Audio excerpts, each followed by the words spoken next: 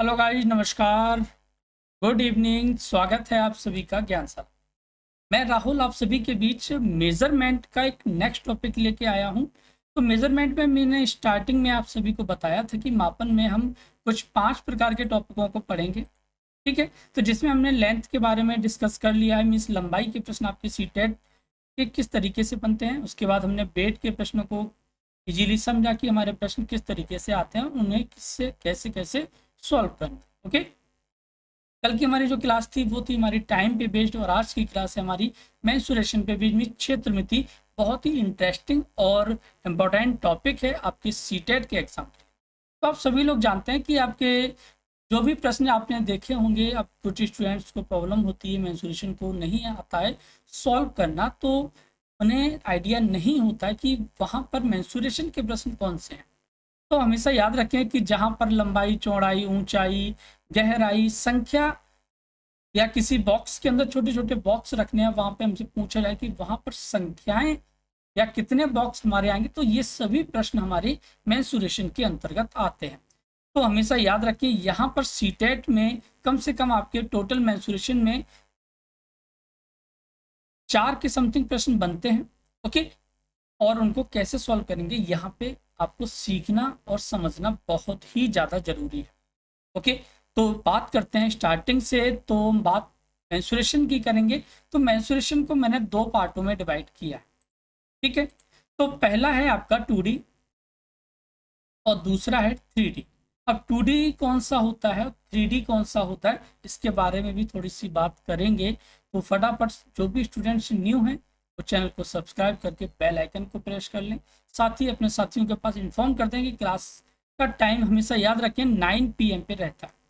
Means 9 PM पे आपकी per day class रहती है, जिसमें आपको मैथ हो किसी भी कॉम्पिटिशन एग्जाम का यहाँ पे डिस्कस किया जाता है। ठीक है, तो बात करते हैं 2D। 2D कौन सी होती है और 3D कौन सी होती है। तो 2D का मीन्स होता है 2 डायमेंशनल, मीन्स 2 विमीय। ठीक है, 2 विमीय का मतलब जिसमें 2 प्रकार की भुजाएं हों। ठीक है, और 3D का मतलब 3 डायमेंशनल, मीन्स 3 प्रकार की भुजाएं या विमाएं जिसको हम बोल देते हैं। ठीक है, अब 2D और 3D में आप बेसिक डिफरेंस आप सभी लोग अपनी डेली लाइफ में इन चीज़ों को महसूस करते हैं, देखते हैं कि 2D में आप क्या होगा, 3D में क्या होगा। ओके, तो 2D का सबसे अच्छा एग्जाम्पल कि यदि मैं आपके पास एक पासा को रखूं, ये आपका पासा है। ओके, और इस पासे में यदि मैं किसी ऊपर वाली सतह पर 1 अंक लिख दूं, ठीक है। ओके, 1 नंबर लिखा है, साइड में 2 लिख सकते हैं, 3 लिख सकते हैं, अदरवाइज जो भी आप चाहें वो लिख सकते हैं, डजेंट मैटर। ओके, तो मैंने आपसे कहा कि ये जो पासा है ये किस शेप में आता है। ठीक है, तो आपने कहा कि सर इसमें बहुत सारी मीन्स, इसमें आपने देखा कि इसकी यहाँ पे कुछ लेंथ भी दी गई है, यहाँ पर इसकी कुछ ना कुछ चौड़ाई भी होगी, और यहाँ पर जो पासा है उसकी कुछ ना कुछ मोटाई होगी, या फिर हम उसको सिंपल फॉर्म में कहें कि इसकी कुछ ना कुछ ऊंचाई होगी। ठीक है, तो ये हमारा जिस भी किसी भी भुजा में या किसी भी आकृति में यदि 3 प्रकार की लंबाई, चौड़ाई और ऊंचाई हो, ओके, तो हमारा क्या होगा, 3D होगा। जैसे आप जहां पर एट प्रेजेंट में बैठे हुए हैं, जिस रूम में आप बैठ के क्लास को ले रहे हैं, तो वो आपका जो कमरा है उसमें देखिए, आप फटाफट से अपनी नज़र दौड़ाइए साइड वाली दीवार।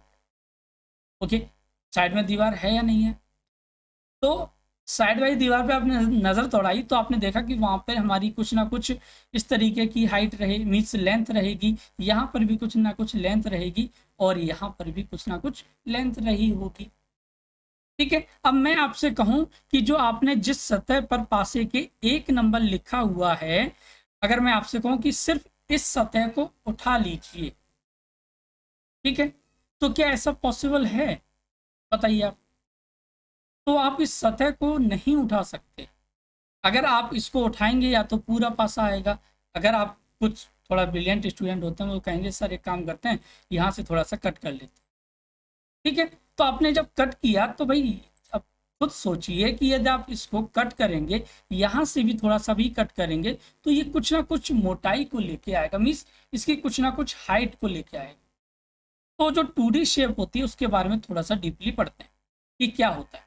तो टू डायमेंशनल का मीन्स होता है कि 2D आकृतियों को उन समतल आकृतियों के रूप में परिभाषित किया जा सकता है जिन्हें समतल सतह या कागज के टुकड़े पर खींचा जा सकता है। मीन्स आप किसी भी आकृति को जो आपने पेपर पे ड्रॉ की है, अगर मैं इस तरीके से कहूं कि आपने जो एक नंबर है इस सरफेस पे लिख दिया है, तो यदि आप इसको उठाएंगे तो ये उठाना पॉसिबल नहीं है। ओके, अगर आप इसको उठाएंगे तो इसमें कुछ ना कुछ मोटाई आएगी, तो मोटाई आएगी मीन्स इसकी कुछ ना कुछ हाइट होगी या ओके। तो कोई भी आकृति जो आपको दिख रही है सामने एट प्रेजेंट में, अब सिंपली और इसका बेस्ट एग्जांपल हो सकता है कि आपने घर में सभी के यहाँ रोटियां बनती हैं, ठीक है, तो रोटी के ऊपर से देखने पर तो ये हमें वृत्ताकार शेप में मिलेगा सिर्फ ऊपर देखने पे। तो हमारी जो 2D शेप होती है सिर्फ देखने के लिए होती है, इनको उठाने के लिए नहीं है, ठीक है। तो सभी 2D आकृतियों में क्षेत्रफल होता है और परिमाप जैसे विभिन्न पैरामीटर होते हैं। 2D आकृतियों में से कुछ में भुजाएं और कोने होते हैं जबकि कुछ में घुमावदार सीमाएं होती हैं, मीन्स कर्व्ड बाउंड्रीज होती हैं। कर्व्ड बाउंड्रीज का मीन्स हो गया ये हमारा वृत्त की शेप में हो गया। भुजाएं और कोने का मतलब हो गया आपकी आकृति मीन्स इस तरीके से बन सकती है कि ये हमारी भुजाएं हैं, ये आपके कोने हैं, ठीक है। तो आप सिंपली 2D शेप में किन किन चीजों को पढ़ते हैं इसके बारे में बात करते हैं। तो 2D शेप में हम पढ़ेंगे आयत, जिसको हम बोलते हैं रेक्टेंगल, ओके। वर्ग को पढ़ेंगे, त्रिभुज को पढ़ेंगे, सर्किल को पढ़ेंगे, क्वाड्रिलेटरल मीन्स चतुर्भुज को पढ़ेंगे।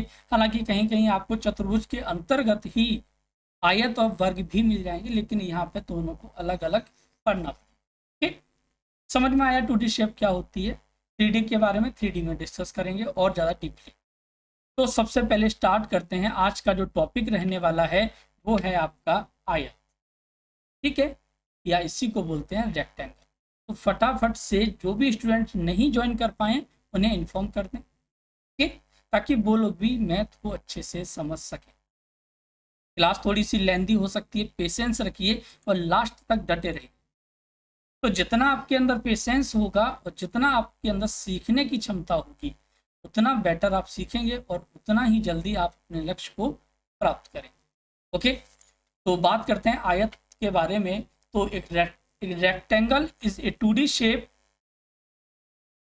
a rectangle is a 2D shape where which has 4 sides, means कोई भी आयत जिसके अंतर्गत 4 भुजाएं हों, आपको दिख रही हैं 1 2 3 और 4 भुजाएं, where the opposite sides are equal, means opposite sides का मीन्स क्या हुआ कि इनकी जो विपरीत भुजाएं हैं, इसके विपरीत कौन सी भुजा होगी, ये वाली होगी, इसके विपरीत कौन सी भुजा होगी, ये वाली होगी। मीन्स फिर the opposite sides are equal and parallel, और एक दूसरे के कैसे होंगे, समांतर होंगे। All the angles of a rectangle are equal to 90, means जो सभी कोण होंगे, कोण अब देखिए कोण कहाँ कहाँ बनेंगे, तो जहां पर 2 रेखाएं किसी बिंदु पर एक दूसरे को काटेंगे, ठीक है। तो ये जो जितने भी कोण हैं ये हमारे सभी 90 डिग्री के होते हैं। तो देखिए किसी भी आकृति के बारे में हम 2 तरीके से स्टडी करते हैं। पहला होता है उसका ज्योमेट्रिकल बेस क्या है, ठीक है, मीन्स उसकी आकृति को बनाने में हमें कितनी भुजाओं की माप क्या रही होगी और उनके बीच में कोण क्या क्या होते हैं। तो ये हमारा ज्योमेट्रिकल बेस होता है, जिसको नेक्स्ट क्लास मीन्स आगे डिस्कस करेंगे, ठीक है। और दूसरा होता है उसके क्षेत्रमिति के आधार पर।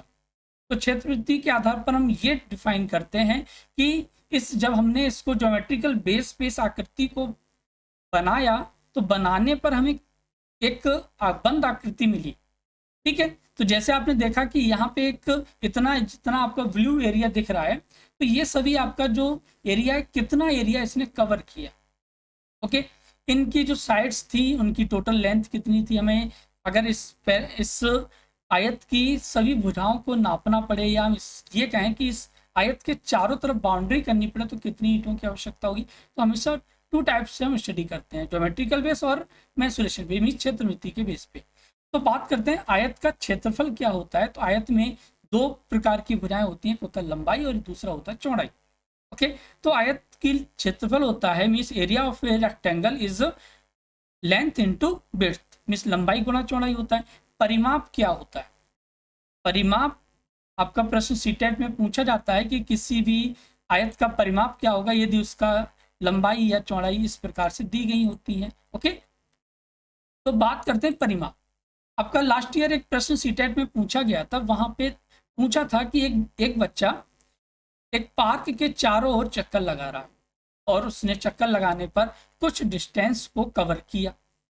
ओके, तो जब कुछ डिस्टेंस को उसने कवर किया तो मीन्स हम क्या कह सकते हैं? हम ये कह सकते हैं ना कि भाई यहाँ से बच्चा स्टार्ट किया होगा और यहाँ से होते होते ये आपका पूरे पार्क के चारों ओर घूमा होगा। तो उसने जो डिस्टेंस कवर की उस आयत के परिमाप के या पेरीमीटर के इक्वल उसने डिस्टेंस को कवर किया। यदि आप इस सभी भुजाओं को जोड़ देंगे तो जोड़ने पे जो भी आपको मिलेगा वो उसका परिमाप होगा। अब देखिए, दो प्रकार की लंबाई है, दो प्रकार की चौड़ाई है, दो कॉमन ले लेते हैं, लंबाई प्लस चौड़ाई होता है। थर्ड आपका होता है विकर्ण। ठीक है, तो विकर्ण की बात करें तो विकर्ण क्या होता है? तो देखिए, विकर्ण जो होता है, जैसे आपने देखा होगा अपने घरों में कि हम घरों में सीढ़ियों को खड़ा करते हैं, ये सीढ़ियाँ जो आपने लकड़ी की बनी हुई होती हैं। ठीक है, तो आप क्या होता है वो हमेशा तिरछी रखी जाती है। क्यों? क्योंकि यदि आप इस तरीके से रखेंगे तो वो सीढ़ी यहाँ पे नहीं आएगी। ओके, अगर इस तरीके से रखें तो भी नहीं आएगी। तो हमेशा उसको यहाँ से और इस बिंदु तक रखा जाता है। तो इसलिए हम कह सकते हैं कि किसी भी आयताकार शेप में हमेशा जो सबसे बड़ी भुजा होती है वो होती है उसका विकर्ण मीन्स डायगोनल। तो इसके ये तो हमने इनके फॉर्मूले पे बेस्ड बात की। तो बात करते हैं नेक्स्ट आपका प्रश्नों पे कि किस तरीके के प्रश्न आपके सीटेट में पूछे जाते हैं, या फिर आपका कोई भी आपका जरूरी नहीं है सीटेट ही हो, आपका यूपी टेट हो सकता है, सुपर टेट में भी आपका ये टॉपिक है मेंसुरेशन। ठीक है, तो सभी लोग रेडी हैं प्रश्नों को करने के लिए? जो प्रश्न को कर सकते हैं कमेंट्स बॉक्स में इसका आंसर दिया। पहला प्रश्न है कि एक प्लॉट की चौड़ाई जो है वो 44 फुट है, लंबाई 90 फुट है, तो इसका क्षेत्रफल क्या होगा? तो मैंने आपको क्या बताया क्षेत्रफल? देखिए, फॉर्मूले आपको याद करने पड़ेंगे यदि आपको मेंसुरेशन करना है। यदि आपने सोच लिया है कि हमें करना ही करना है तो आप कैसे भी कर सकते हैं, मीन्स विदाउट फॉर्मूले तो नहीं होंगे। लेकिन यदि आपने सोचा कि चलो दो चार क्वेश्चन ही तो हैं, इनको छोड़ देते हैं, लेकिन आप याद रखें कि सीटेट हो या यूपी टेट हो, ये फैक्ट है 100% कि यदि आप सीटेट या सुपर टेट को या टेट को बिना पढ़े देके आएंगे तो आपका जो मार्किंग रहेगी, अगर मान लेते हैं कि आपको 90 मार्क्स चाहिए तो आपके जो नंबर होंगे ना वो 84, 85, 89 तक होंगे, लेकिन 90 नहीं होंगे। क्यों? क्योंकि इसका रीजन है कि जो आप सोच रहे हैं ना अभी कि दो चार क्वेश्चन हैं इनको छोड़ देते हैं, समझ रहे हैं? तो जो दो चार क्वेश्चन छोड़ के आ रहे हैं आप, वही आपके ये नंबर लेके आएंगे। यदि आपने सोच लिया कि मुझे 90 से प्लस लेके आने मीन्स क्वालिफाइंग करना, 100, 110 लेके आने, तो फिर आप ये नहीं सोचेंगे कि दो चार नंबर ही तो हैं, छोड़ देते हैं। ठीक है, तो समझ में आ गया, आपको छोड़ना कुछ भी नहीं। तो इसका एरिया होता है लेंथ इनटू विड्थ। ध्यान से सुनेंगे तो आपको फॉर्मूले यहीं पे याद हो जाएंगे। आयत का क्षेत्रफल होता है लंबाई गुणा चौड़ाई। लंबाई दी गई है 90 और चौड़ाई दी गई है 44। अब बात करते हैं इसके यूनिट की, तो यहाँ पे फुट इनटू फुट, भाई 2 फुट हो गए ना, और दोनों का मल्टीप्लाई है तो क्या हो जाएगा फुट का स्क्वायर। इन दोनों का मल्टीप्लाई करेंगे तो 0 ये हो गया, 9 चौक 36 तो ये हो गया भाई। ठीक है, और 9 चौक 36 और 3 होते हैं 39, मीन्स 3960 वर्ग फुट या फुट का स्क्वायर। ठीक है, नेक्स्ट क्वेश्चन है कि एक आयताकार भूखंड की लंबाई तथा चौड़ाई क्रमशः 40 मीटर तथा 30 मीटर है। भूखंड का क्षेत्रफल क्या होगा? 1100 वर्ग मीटर, 1100, 1000 वर्ग मीटर, 1200 या 1300 वर्ग मीटर। तो सिंपली मैंने आपको बताया कि आप लेंथ इनटू विड्थ का जब मल्टीप्लाई करेंगे तो आपको मिलेगा एरिया। ठीक है, लंबाई कितनी है 40, चौड़ाई कितनी दी गई है 30, तो 40 इंटू 4 हो गया, और 0 और 0 2 0 हो गए, तो 1200 वर्ग मीटर। ठीक है, तो ऑप्शन नंबर सी आपका बिल्कुल सही है। नेक्स्ट क्वेश्चन की बात करें, नेक्स्ट क्वेश्चन क्या है, आपको समझ में आ रहा है ना? चलिए नेक्स्ट क्वेश्चन है कि एक आयत की लंबाई 15 सेंटीमीटर तथा विकर्ण की लंबाई 17 सेंटीमीटर है, आयत का क्षेत्रफल ज्ञात कीजिए। ठीक है, तो भाई यहाँ पे बहुत सिंपल सा प्रश्न है, क्षेत्रफल पूछा गया तो इजीली उसको हम फाइंड आउट कर लेंगे। लेकिन क्षेत्रफल के लिए आपको क्या क्या होना चाहिए आपके पास, तो एरिया होता है लेंथ इंटू विड्थ। भाई यहाँ पे लेंथ तो हमें दी गई है 15 सेंटीमीटर, लेकिन यहाँ पे आपको जो विड्थ है वो नहीं दी गई, लेकिन इसके स्थान पे हमें क्या दिया गया, विकर्ण दिया गया है। विकर्ण क्या होता है, विकर्ण होता है विकर्ण का स्क्वायर बराबर लंबाई का स्क्वायर प्लस चौड़ाई का स्क्वायर। ठीक है, तो लंबाई आपको विकर्ण कितना 17, 17 का स्क्वायर प्लस या इसको बराबर 15 का स्क्वायर प्लस चौड़ाई का स्क्वायर कर लेंगे। ओके, अब यहाँ पे देखिए 17 का स्क्वायर 289 और 15 का स्क्वायर माइनस इधर करेंगे तो माइनस हो जाएगा 225, तो इसको इसमें से लेस करेंगे तो ये आपको मिलेगा 64, और 64 का मान होता है 8। ठीक है, अब हमारे पास लंबाई भी मिल गई और चौड़ाई भी मिल गई, दोनों को पुट कर देते हैं। तो जब पुट करेंगे दोनों को तो 15 इंटू 8, 15 थे 120। अब यूनिट किस में है, सेंटीमीटर में है, तो सेंटीमीटर स्क्वायर हो जाएगा। मीन्स ऑप्शन नंबर सी आपका बिल्कुल सही होगा। नेक्स्ट क्वेश्चन है कि एक आयताकार भूखंड की लंबाई तथा चौड़ाई का अनुपात 8:5 है। यदि चौड़ाई लंबाई से 60 मीटर कम हो तो भूखंड की परिमिति कितनी हो? The ratio of length and the width of A rectangular plot is 8:5। If the width of is 60 meter less than the length, then what will be the perimeter of plot? ठीक है, देखिए लंबाई और चौड़ाई यदि हमें दी गई होती कि 8 मीटर है या 5 मीटर है तो सिंपली हमारा प्रश्न हो जाता। लेकिन यहाँ पे देखिए रेशियो एंड प्रोपोर्शन के प्रश्न है, वहां पर भी रेशियो एंड प्रोपोर्शन से हम किस तरीके से इसको सॉल्व करते हैं प्रश्नों को, तो इसको समझिए यहाँ पे। तो यहाँ देखिए जो रेशियो में वैल्यू होती है वो कभी आपकी एक्चुअल वैल्यू नहीं होती है। ठीक है, एक्चुअल का मीन्स अगर आपके पास 100 रुपए और आपके भाई के पास 200 रुपए हैं तो हम ये कह सकते हैं आपके और आपके भाई के पास जो रुपए हैं वो 1:2 के अनुपात में रुपए हैं। तो मैंने आपसे क्या कहा, मैंने आपसे कहा कि रेशियो में जो वैल्यू होती है वो एक्चुअल वैल्यू नहीं होती है। तो आपने एक वैल्यू इसका 1x और 2x मीन्स दोनों सेम ही रहेंगी। क्यों? क्योंकि हमने इस दोनों संख्याओं को 100 से डिवाइड किया था, 8x और 5x हो गया। अब क्या कह रहा है, यदि चौड़ाई लंबाई से 60 मीटर कम हो, तो यहाँ देखिए भाई 60 मीटर बिल्कुल कम होनी चाहिए। क्यों? क्योंकि हमारी जो चौड़ाई का रेशियो है वो लंबाई से कम है। अब कितना कम है, 3x, और 3x का जो डिफरेंस हमारा कितना दिया गया है 60, x का मान निकालेंगे तो 20 या 60 हो गया, और यहाँ से x बराबर कितना मिल गया आपको 20।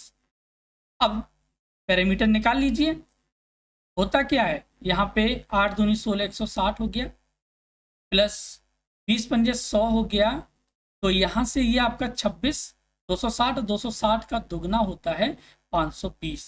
मीन्स ऑप्शन नंबर सी आपका बिल्कुल सही हो जाएगा, 520 मीटर। ओके, नेक्स्ट क्वेश्चन है कि एक आयताकार खेत की सीमा पर खंबे इस प्रकार लगाए जाते हैं कि एक साथ लगे किन्हीं दो खंभों के बीच की दूरी 1.5 मीटर है। ओके, खेत का परिमाप 21 मीटर है और लंबाई और चौड़ाई क्रम से 4:3 के अनुपात में है। कितने खंभों की आवश्यकता हो? देखिए प्रश्न तो वैसे तो देखने में बहुत डरावना सा लग रहा है, लेकिन प्रश्न में कुछ भी नहीं करना, सिंपली किस तरीके से करेंगे इसको समझिए। थोड़ा सा मैं आपको थोड़ा सा एक्सप्लेन करना चाहता हूँ। मैंने आपसे क्या कहा, क्लास थोड़ी सी लेंदी हो सकती है, बट डोंट वरी, पेशेंस रखें। आप लास्ट तक क्लास में कुछ ना कुछ जरूर सीख के जाएंगे। ठीक है, अब मैं आपसे कहूँ कि यहाँ पे हमने 5 खंबे लगाए, ठीक है, और प्रत्येक खंबे के जो बीच की दूरी है वो 1.5 मीटर है। ओके, तो 1.5 मीटर है। तो आप ये बताएं कि यहाँ पे किन्हीं दो खंभों के बीच की दूरी कितनी है? 1.5। तो हम जो टोटल डिस्टेंस है वो कितने खंभों के बीच की काउंट करेंगे? 1, 2, 3 और 4। ठीक है, तो 4 इंटू 1.5 ऐसे तो करेंगे। ठीक है, तो सेम प्रश्न है कि हमें यहाँ लंबाई और चौड़ाई से कोई भी मतलब नहीं है। देखिए कभी कभी प्रश्न में हमारी कुछ डिजिट्स एक्स्ट्रा दी जाती हैं, तो लेकिन उनसे आप परेशान ना होइए। तो यहाँ पे देखिए खेत के परिमाप कितना दिया है। परिमाप क्या होता है मैंने आपको बताया कि चारों भुजाओं का योग, तो 21 है। ओके, और प्रत्येक दो खंबे के बीच की दूरी हमारी कितनी है? 1.5।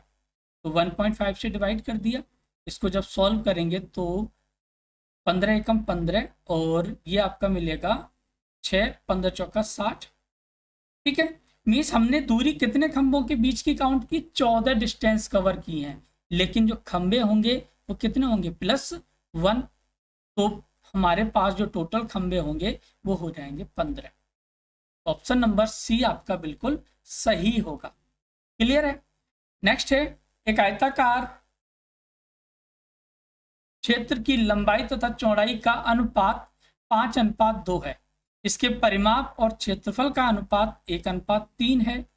आयताकार की लंबाई कितनी है? ओके, तो यहाँ पे देखिए प्रश्न किस तरीके से दिया गया, क्या क्या पूछा गया। हमें क्या दिया गया है? लंबाई और चौड़ाई का रेशियो 5:2।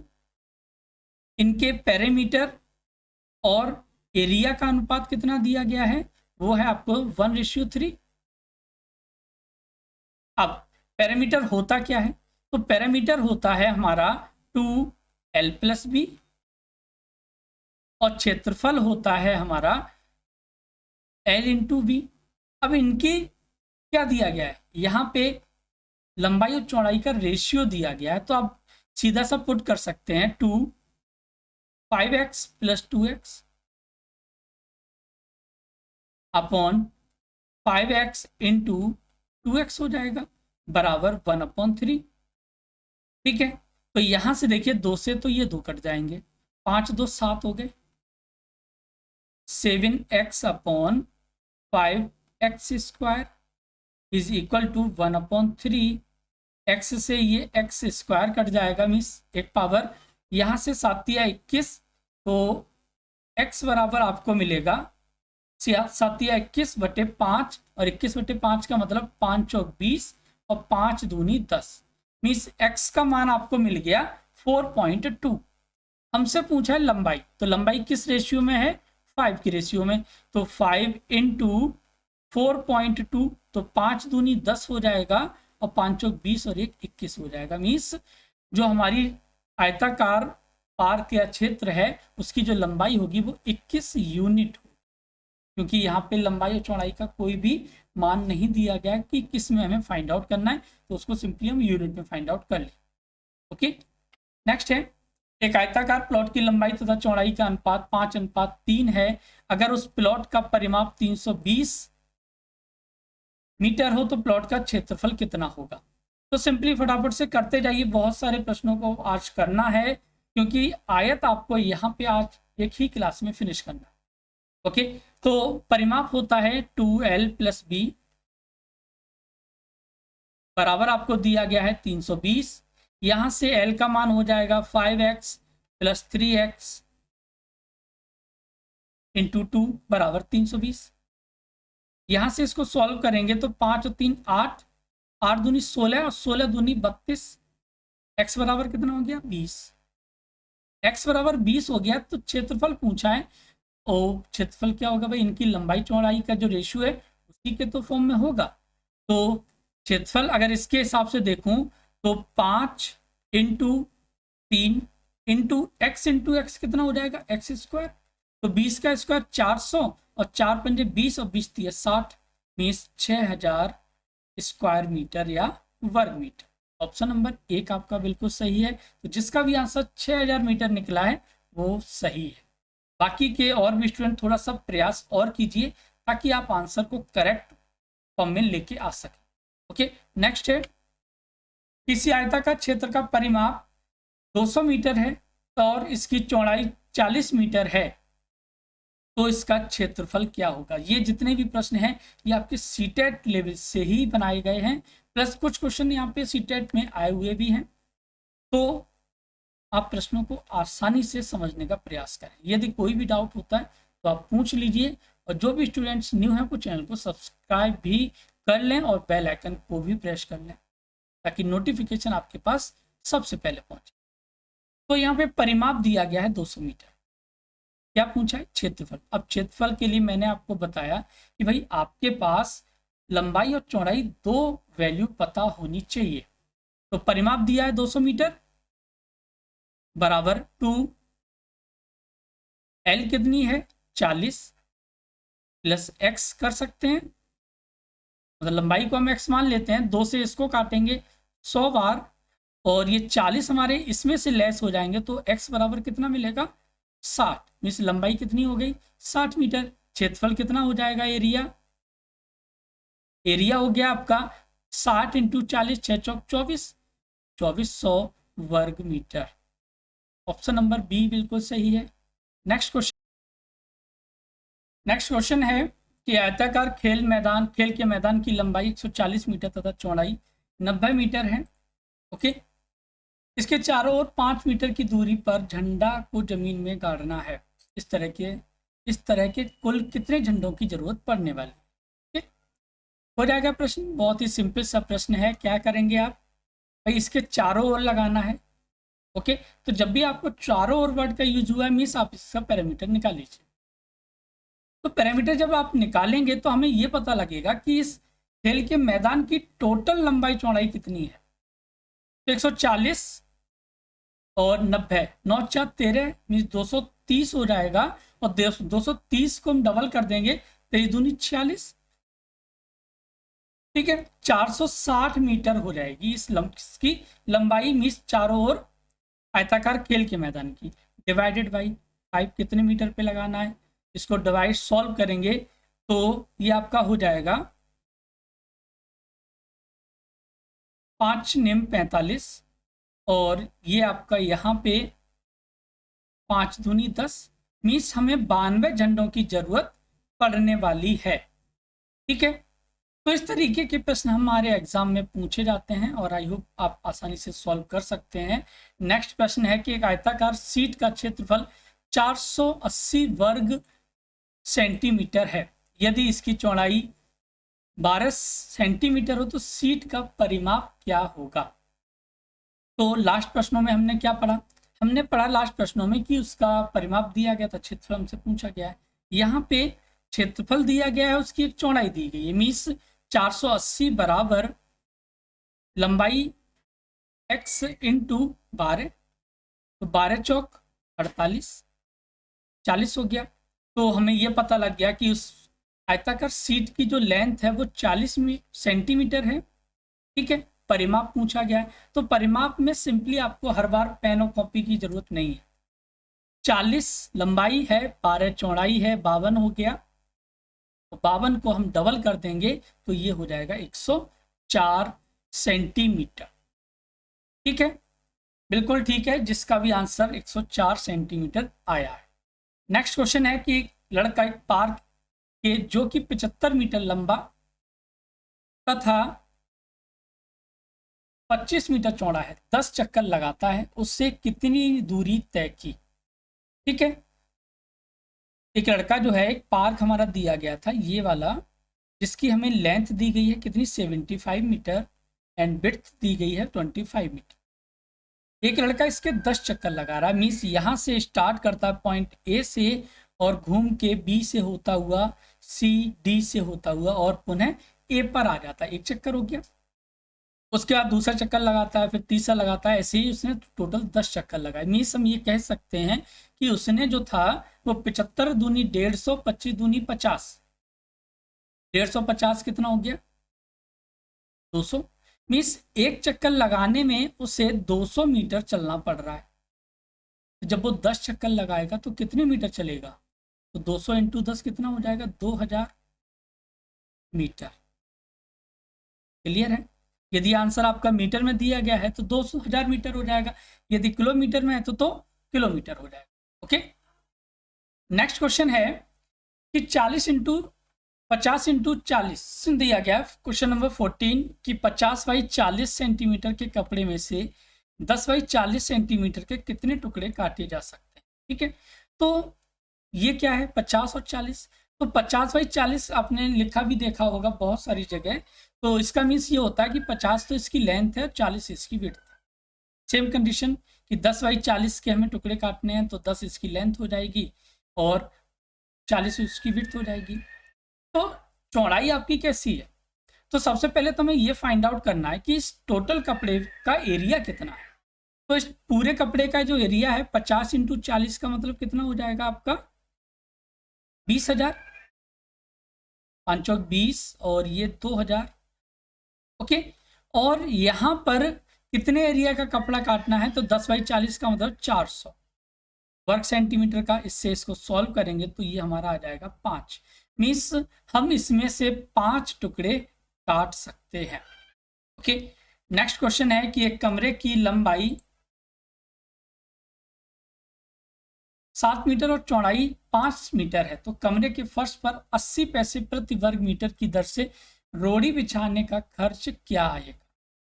ठीक है, तो जब भी आपसे किसी भी एरिया का उसमें रोड़ी बिछाना है या कुछ और भी उसमें के अंदर काम करना है तो आप हमेशा इसका क्षेत्रफल निकालेंगे।